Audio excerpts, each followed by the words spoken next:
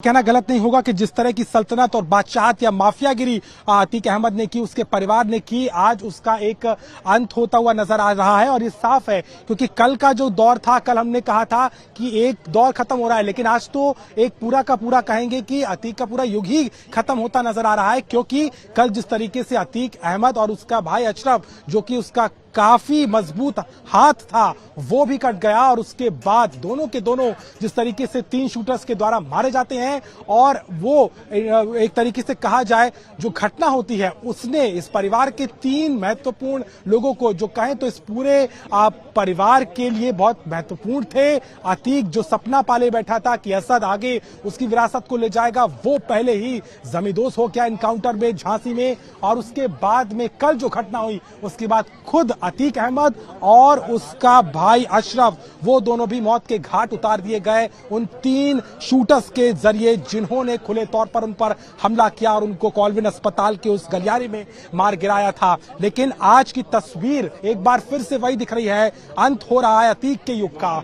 ये अतीक का युग है जो अब अतीत में होगा, और इसको कहना अब गलत नहीं होगा, जिसको लेकर के लगातार चाहे उत्तर प्रदेश की सरकार हो, जिसने भले ही ये कहा कि मिट्टी में मिला दिया जाएगा इन तमाम लोगों को, लेकिन अतीक की जिस तरीके से मौत हुई है वो भले ही विवादों के घेरे में है, लेकिन जो माफिया तंत्र की बात होती थी वो कहीं ना कहीं इस दौर में बहुत महत्वपूर्ण नजर आता है। आप भाई साहब क्या उनके जानने वाले क्या है?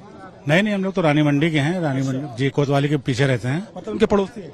नहीं, ये तो यहाँ रहते थे ना। हम लोग तो रानी मंडी में कोतवाली चौक में रहते हैं। अच्छा, तो आप जाना चाह रहे? हाँ, आधार कार्ड पे नहीं जाने दे रहे, क्या किया वहाँ? आप भाई साहब कहाँ से आए? सर ये कसारी मसारी से हमारे। कैसे आप संबंध क्या है उनसे, परिवार? सर ये चूंकि पड़ोसी है, मोहल्ले के हमारे हैं। हम एक मस्जिद के इमाम हैं सर। लेकिन आते आए? हाँ, पड़ोसी। जाने दे रही है पुलिस? नहीं जाने दे रहे, मना कर रहे हैं जी। क्या सोच के आए थे कि देख पाएंगे? हाँ नहीं, जनाजे की नमाज में शामिल होने आए थे सर, कि जनाजे की नमाज में शामिल हो जाएंगे, तो सर मना कर रहे हैं कि रहने दे।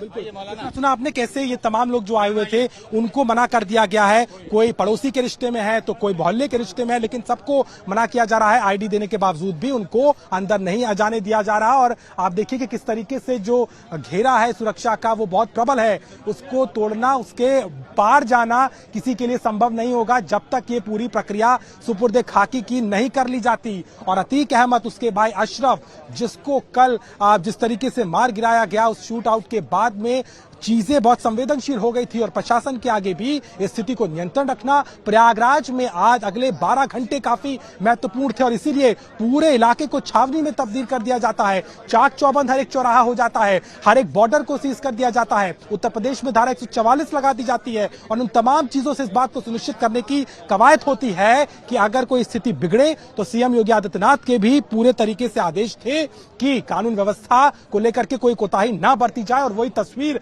आज यहां दिखाई दे रही है, क्योंकि सुरक्षा का घेरा केवल कसारी मसारी इस कब्रिस्तान में नहीं बल्कि प्रयागराज में हर तरफ दिखाई दिया हमको। आज चकिया के इलाके भी आज हम गए थे, जहां पर कल लोग पहुंचे थे, महिलाएं पहुंची थी जो असद के जनाजे में जाना चाहती थी, लेकिन आज सन्नाटा पसरा था। एक औरत गली में नहीं थी, एक महिला, एक बच्चा, एक आदमी सवार नहीं था, क्योंकि कल जिस तरीके की घटना हुई उसके बाद अब कोई भी बाहर निकलने से, कुछ कहने से और अतीक अहमद और उसके परिवार के साथ खड़े होने से कतरा रहा है।